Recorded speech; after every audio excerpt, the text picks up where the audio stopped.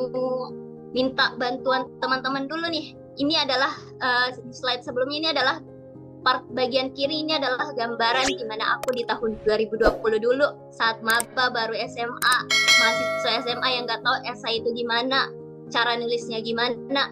Ini adalah gambaran aku banget. Dan kemudian di tahun ini, tahun setelah aku daftar dinyatakan jadi awardee, kemudian aku dari situ aku tahu deh, oh ternyata trik-triknya kayak gini ya nulis esai gitu. Nah, tapi sebelum kita bahas materinya lebih lanjut, aku mau minta bantuan teman-teman dulu nih. Tolong dong bantuin diri aku di tahun 2020 kemarin yang bingung banget. Esai itu kayak gimana sih sebenarnya? Ada yang bisa bantu nggak? Satu orang deh. Esai itu apa sih menurut kalian? Buat yang sudah pantengin konten Ruang Mimpi ini, aku yakin bakal tahu sih. Ada yang berani untuk mengemukakan pendapatnya apa sih esai itu sebenarnya, teman-teman? Saling berbagi insight juga kepada teman-teman yang lain. Yuk. Aku nggak bakal lanjut nih kalau nggak ada satu orang pun yang mau coba kemukakan pendapatnya. Esai itu apa sih? Nah, nggak mungkin kan kita nulis esai padahal kita nggak tahu esai itu apa, kan? Oke, aku tunggu. Izin Mbak, mungkin Zazira mau bantu jawab ya. Jadi kalau menurut saya sendiri, esai itu tulisan ya yang memang memberikan pandangan kayak gitu, pandangan terkait suatu isu atau perspektif yang memang sedang dibahas kayak gitu. Dan jadi secara garis besar memang esai itu sendiri ada gagasan, ada argumen yang memang sesuai juga relate gitu dengan pengalaman kita terkait isu tersebut. Mungkin itu sih Mbak Rani. Iya, betul banget ya. Jadi sudah sangat menjawab. Semoga teman-teman yang tadi perhatiin jawabannya Kak Zazira itu paham ya, esai itu apa. Jadi aku ringkas kembali deh. Jadi terima kasih ya Kak Zazira udah sampaikan pendapatnya soal esai. Nah, jadi betul banget apa yang dikatakan Kak Zazira, esai itu adalah sesuatu opini kita terhadap suatu masalah tertentu, di mana opini kita itu berdasarkan sudut pandang kita sendiri. Jadi dalam hal ini nih contohnya tema esai beasiswa unggulan itu adalah karya hebatku. Jadi masalah yang dikasih kepada kita ini sebagai pendaftar itu adalah tentang karya hebatku untuk memajukan Indonesia. Jadi di esai itu kita bahas opini kita tentang itu. Nah, tapi kita perlu tahu bahwa kita nulis esai ini untuk beasiswa loh teman-teman. Jadi di samping itu kita juga perlu tahu apa sih sebenarnya arti esai itu di dalam suatu maknanya dalam suatu beasiswa gitu. Nah, ternyata dari sumber Pusdikdik atau Pusat Pelayanan Pembiayaan dan Pendidikan yang ngasih kita dana nih, yang sebagai pihak penyelenggaranya nih, mengatakan bahwa esai itu adalah tulisan yang mencerminkan kepribadian pendaftar, ketertarikannya terhadap prodi yang diinginkan, serta kemampuan yang dimiliki. Jadi secara ringkasnya, esai itu adalah sebagai dalam hal beasiswa itu adalah sebagai sarana kita untuk mempromosikan segala yang kita miliki gitu. Kita mau dikenal sebagai apa, dan kayak kita jelasin di esai bahwa kita itu emang pantas loh untuk diterima gitu. Ya, gimana cara kita merangkai kata sehingga kita dapat dikatakan layak untuk menerima penghargaan sebagai awardee beasiswa unggulan di tahun 2024. Amin nanti. Oke, aku harap sampai sini udah paham ya esai itu apa dan urgensinya esai di dalam mendaftar beasiswa. Kita next. Nah, terus tema esai tahun ini adalah karya hebatku untuk memajukan Indonesia. Banyak juga nih di media sosial, misalnya di Instagram ruangmimpi.ra3, di situ kita pernah adain Q&A, dan banyak yang ternyata yang kayak merasa udah hopeless duluan gitu, sebelum mencoba berjuang udah mau mundur duluan gitu, karena merasa bukan tidak, karena merasa tidak punya karya. Jadi kita itu menjudge diri kita bahwa kita nggak punya karya, padahal kita sendiri belum tahu bahwa karya itu seluas apa maknanya gitu. Nah, aku mau minta bantuan teman-teman lagi nih, bantuin aku di tahun 2020 yang bingung banget soal nulis esai. Lewat lewat kolom chat aja. Apa sih karya versi teman-teman itu? Teman-teman, menurut teman-teman karya itu apa aja jenisnya? Coba, aku mau baca satu-satu. Yuk. Yuk, cepat 30 detik. Waktu kita terbatas, guys. Mana nih? Nggak ada, belum ada. Apa sih? Atau mungkin semuanya satu deh, atau dua, atau tiga di kolom chat. Karya itu contohnya seperti apa sih? Ayo. Halo. Ini bagian untuk memancing kita juga untuk bisa aktif ya di dalam partisipasi kita di webinar, dan aku harapnya teman-teman bisa betul-betul fokus gitu, betul-betul memberikan 100% dirinya untuk ikut dalam webinar ini gitu. Oke. Ada yang berpendapat dari Kak Fitria nih ya, bahwa karya itu adalah suatu bentuk kreativitas yang memiliki nilai guna. Oke. Berani tampil beda, itu juga karya. Oke, itu benar banget juga. Yang lain gimana? Kita tungguin sampai 20 detik deh, aku pakai stopwatch. Sebelum, jadi kayak ada pembenaran gitulah after teman-teman sebutin karya yang udah yang menurut kalian, terus abis itu nanti kita coba benarin gitu. Oh, ternyata lebih luas dari apa yang kita pikirin gitu, nggak hanya itu. Oke, menurut Mayada nih, kalau menurut saya karya itu tidak berpatokan pada suatu barang berupa fisik, namun bias dari kontribusi kita pada saat volunteer yang bertujuan untuk memajukan Indonesia. Oke, benar juga nih. Semua pendapat teman-teman di sini tuh semuanya betul ya. Oke, jadi kesimpulannya bagi teman-teman bahwa esai itu adalah suatu kreativitas kita, sesuatu yang kita lakukan baik volunteer, dan itu nggak hanya fisik, itu tujuannya untuk memajukan Indonesia. Boleh juga berani tampil beda, itu juga boleh. Oke, kita coba refleksi bareng-bareng ya teman-teman di sini. Nah, aku coba searching nih waktu pertama kali dapat info bahwa tema esai beasiswa unggulan itu ternyata berubah temanya, yaitu karya hebatku untuk memajukan Indonesia. Tujuannya adalah memajukan Indonesia. Nah, menurut KBBI bahwa karya itu adalah suatu pekerjaan, hasil perbuatan, buatan, ataupun ciptaan yang kita bisa lihat fisiknya gitu. Nah, sehingga dari definisi-definisi itu, aku bisa nyimpulin nih teman-teman, bahwa karya itu, dia itu harusnya bisa mencerminkan pemikiran, bisa berupa mencerminkan pemikiran kita, perasaan, dan keterampilan si pembuatnya, yaitu kita sebagai pendaftar.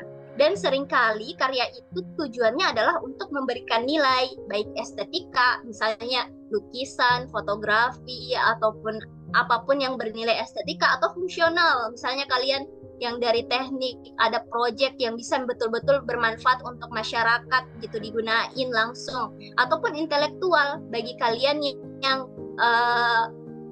rajin upload jurnal, tulis karya, tulis ilmiah, ataupun buat buku, ataupun edukasi, sekedar edukasi melalui media sosial, itu juga bagian dari karya ya teman-teman.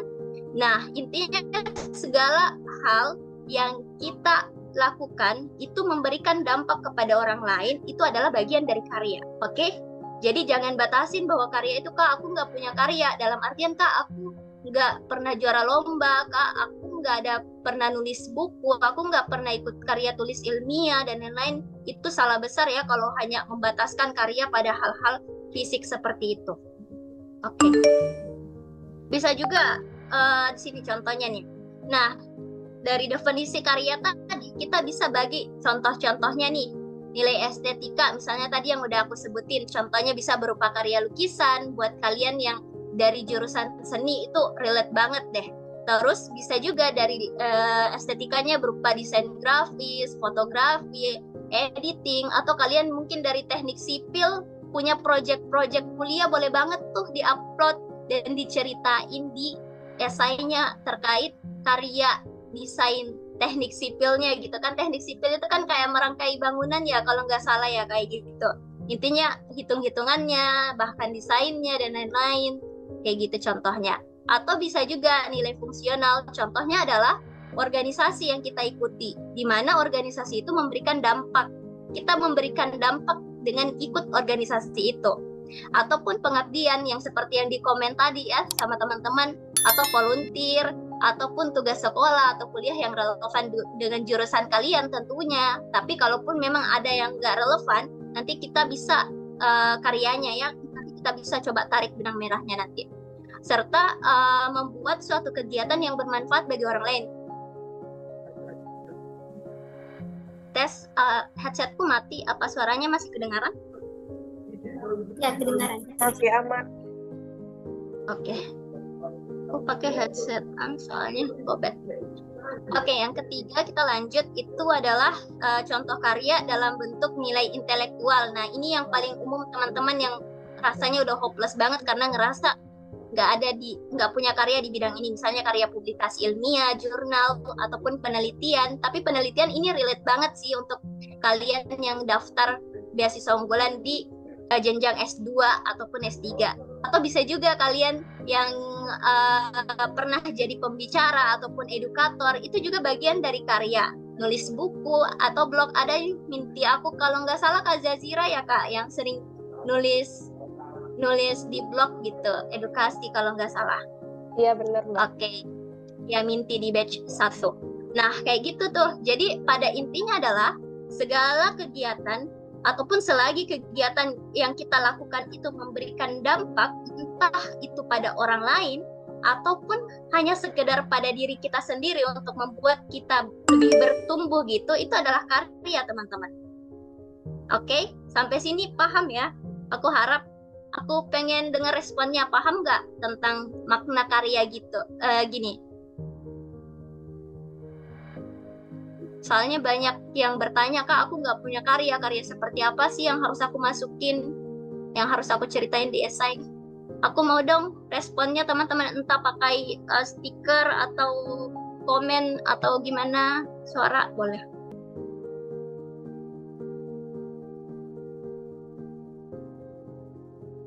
Kak, ada di komen nih bahwa Kak pernah buat penelitian karya ilmiah tetapi filenya hilang. Nggak apa-apa kalau mengenai di-uploadnya itu di web, nggak apa-apa kalau nggak di-upload, tapi boleh banget untuk diceritain di esai. Oke ya, semoga terjawab. Oke, kita lanjut. Next. Nah, kita masuk ke bagian intinya nih teman-teman. Apa aja sih yang perlu kita bahas di dalam esai beasiswa unggulan dengan tema terbaru, yaitu karya hebatku untuk memajukan Indonesia.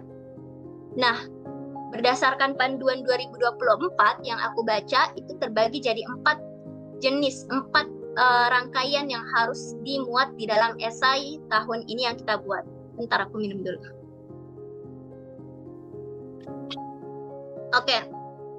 Yang pertama, kalian harus mendeskripsikan diri kalian di dalam esai. Intinya adalah, di dalam esai itu kalian boleh buat struktur yang seperti apapun, itu boleh banget. Jadi nggak ada struktur yang valid atau istilahnya yang bahwa itu adalah template untuk semua kita para pendaftar harus ngikutin struktur menulis esai yang kayak gini. Enggak. Jadi itu sekreatifnya kalian, inovatifnya kalian dalam merangkai kata, dalam membuat esai yang bisa menyentuh para reviewer. Nah, jadi pada intinya adalah meskipun strukturnya adalah tergantung daripada kalian, harus tetap mengikuti aturan, yaitu yang pertama harus memuat deskripsi diri. Deskripsi diri, aku tahu untuk batch 1 udah bosan kali ya, udah tahu ini. Deskripsi diri itu adalah sesuatu yang bisa menjelaskan tentang diri kita. Bisa berupa biografi singkat, siapa sih kamu, asal kamu dari mana sih, tapi nggak boleh terlalu biografis banget juga. Nanti aku bakal jelasin esai yang tidak matang, salah satunya itu yang terlalu biografis. Atau bisa juga di deskripsi diri kalian bisa jelasin terkait skill kalian. Nah, cara cara triknya nih untuk jelasin skillnya kalian tanpa perlu menyebutkannya secara langsung, bisa melalui narasi-narasi dulu, kayak kegiatan-kegiatan yang kalian lakukan, misalnya organisasi itu, misalnya dari organisasi itu ternyata kalian ceritakan secara nggak langsung, menggambarkan skill yang kalian punya gitu, ataupun pengalaman apapun yang ternyata itu bisa menunjukkan karakter kalian. Jadi secara nggak langsung kalian udah mendeskripsikan dirinya kalian gitu, oke? Jadi pengalaman apapun yang mendeskripsikan diri kalian, karakter. Jadi kalau ada yang bertanya bahwa Kak, aku nggak punya karya yang relevan dengan jurusan aku, boleh banget dipakai untuk kita tarik garis benang merahnya, yang mana itu bisa nantinya kita coba ulik agar itu bisa sebagai bahan kalian untuk mendeskripsikan karakter yang kalian punya gitu. Oke? Nah, di bagian kedua itu juga harus memuat, ini nggak harus ya berurutan bahwa paragraf 1 itu membahas deskripsi diri, paragraf 2 itu tentang karya yang sudah dihasilkan, paragraf 3 karya hebat yang akan dihasilkan, dan bagian paragraf yang akhir itu adalah bagaimana itu bisa berdampak. Jadi kalian boleh banget untuk bolak-balik. Misalnya di paragraf pertama kalian mau coba untuk deskripsikan dulu nih terkait karya hebat yang akan kalian hasilkan, boleh banget. Jadi urutannya nggak harus 1, 2, 3, 4 ini ya, tapi harus memuat keempat ini. Urutannya ya kalian sekreatifnya kalian lah gitu. Nah, aku lanjut ya. Bagian kedua itu adalah terkait deskripsi tentang karya yang pernah dihasilkan. Nah, ini yang udah aku jelasin tadi, bahwa karya itu bisa berupa KTI, publikasi jurnal, pengabdian masyarakat yang menghasilkan dampak, tugas proyek, ataupun di sekolah ataupun di kuliah yang tentunya itu relevan dengan prodi. Harusnya sih relevan karena itu kan tugas proyek atau kuliah kan gitu. Atau karya yang udah aku jelasin tadi, bahwa segala yang kalian lakukan itu yang memberikan dampak kepada orang lain atau bahkan seminimalnya ke diri kalian sendiri, itu juga bisa dideskripsikan bahwa itu sebagai karya yang pernah kalian hasilkan. Kemudian yang ketiga itu adalah karya hebat yang akan dihasilkan. Nah, ini nih poin utama yang perlu kalian highlight banget, bahwa karya hebat yang seperti apa yang akan kalian hasilkan di masa depan. Dan untuk mengungkapkan karya hebat itu tentu saja kalian perlu angkat isu gitu. Angkat isu atau suatu permasalahan yang relate gitu. Bahwa dari permasalahan itu kalian tergerak untuk membuat suatu karya di masa depan yang berkenaan untuk menyelesaikan isu itu gitu. Jadi kayak kalian sebagai problem solver gitu. Oke, semoga dipaham. Nah, sebisa mungkin nih, karena di dalam temanya aja udah menyebutkan mention karya hebat. Jadi usahakan bahwa karya yang kalian rancang di masa depan setelah menyelesaikan studi itu betul-betul bisa memberikan kayak wow moment gitu. Tapi tetap realistis. Misalnya nih, nggak mungkin kan aku berencana untuk misalnya buat suatu rumah di planet Mars gitu. Itu autentik sebenarnya, wow moment sebenarnya, tapi ya nggak realistis untuk saat ini, nggak tahu nanti ke depannya gitu. Jadi buat karya yang bisa menimbulkan wow moment untuk pembaca tapi juga realistis. Kemudian yang keempat adalah bagaimana karya hebat yang akan kita hasilkan itu dapat berguna bagi kemajuan Indonesia. Pada intinya adalah yang perlu kita highlight dari tema terbaru ini adalah karya hebatku dan bagaimana karya itu bisa memajukan Indonesia. Oke? Berdasarkan dengan program studi kalian masing-masing. Jadi sudut pandang yang digunakan itu adalah dampak dari karya yang kita pikir hebat itu sebisa mungkin memberikan dampak pada kemajuan Indonesia di masa depan. Jadi kita ini adalah generasi-generasi penerus bangsa yang bakal membantu Indonesia untuk mewujudkan Indonesia emas di 2045. Jadi peran kita nih di sini gitu. Jadi kayak timbulkan kayak rasa kecintaan kalian kepada negara, bahwa aku cinta banget sama Indonesia. Sayang banget loh masalah ini nggak terselesaikan. Contohnya yang aku up di story kemarin, masalah hacker, data Kominfo lagi-lagi dibobol kayak gitu. Nah, relate banget untuk kalian yang di teknik komputer ataupun teknik informatika. Wah, masalah itu jadi daging banget untuk kalian bahas gitu. Nah, tentunya lanjut ya, tentunya karya hebat itu kalian perlu deskripsikan bahwa itu berdampak untuk Indonesia, tapi juga tidak melupakan bahwa karya yang pernah kalian hasilkan itu harusnya bisa relevan dengan karya yang akan kalian buat gitu ke depannya. Jadi kan nggak mungkin nih, aku dari jurusan matematika contohnya, aku yang selalu berkecimpung untuk buat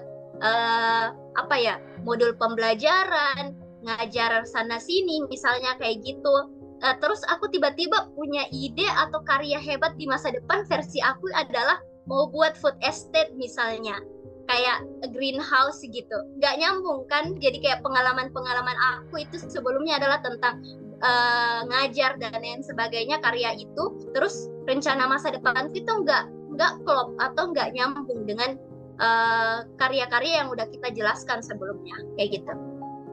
Jadi usahakan nyambung ya teman-teman gitu. Sampai sini part ini paham nggak? Aku mau dengar responnya deh. Paham? Sosialisasi apakah termasuk bentuk karya?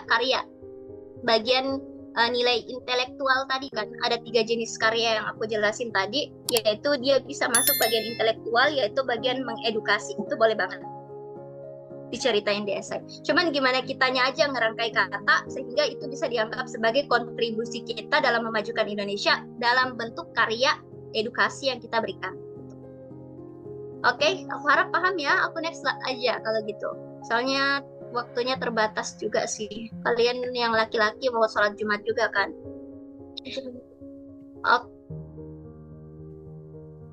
Oke. Nah, selanjutnya nih, kita udah tahu apa sih esai itu, apa sih karya itu. Sekarang anggaplah bahwa pandangan kita tentang karya itu nggak sempit lagi gitu, udah luas gitu, bahwa karya ternyata bisa beragam macam asal itu berdampak kepada orang lain ataupun sekedar kepada diri sendiri. Oke. Nah, setelah itu isi-isinya juga tadi yang keempat hal itu juga perlu dimention, diperhatikan ada di esai. Urutannya itu terserah kalian gitu, gak harus berurut. Nah, selain itu kalian perlu sebelum kita action nulis esai, kalian perlu tahu beberapa hal yang perlu yang kalian tanamin. Aku udah bahas ini sih di batch 1, tapi aku yakin teman-teman yang dari batch 2 mungkin belum tahu ya terkait ini. Jadi aku jelasin ulang aja secara singkat. Yang pertama kalian perlu lakukan sebelum menulis esai beasiswa unggulan adalah kalian perlu mengetahui tentang prinsip menulis esai beasiswa unggulan. Jadi itu penting. Nah, yang kedua adalah karakteristik awardee yang diinginkan pihak BU. Jadi nggak mungkin kan kita nulis esai untuk diterima harapannya oleh pihak BU, sedang kita nggak tahu karakteristik awardee yang diinginkan pihak BU seperti apa. Jadi kita perlu tahu itu dulu sebelum action nulis esai. Kemudian yang ketiga adalah perbanyak referensi. Ini untuk nambah insight dan inspirasi buat kalian nulis esainya sendiri nanti. Kemudian yang keempat terakhir adalah kalian perlu ketahui seperti apa sih esai yang nggak matang atau esai yang istilahnya nggak bagus lah dalam bahasa yang kasarnya gitu. Nanti aku jelasin satu-satu. Dan part yang paling penting adalah brainstorming. Setelah kalian ketahui semua yang udah aku jelasin, esai itu apa, karya itu apa, hal-hal yang perlu dilakukan sebelum menulis esai. Part terakhir adalah kalian perlu brainstorming di sini. Dan ini adalah part yang sebenarnya cukup lama untuk perlu kalian lakukan sebelum action gitu.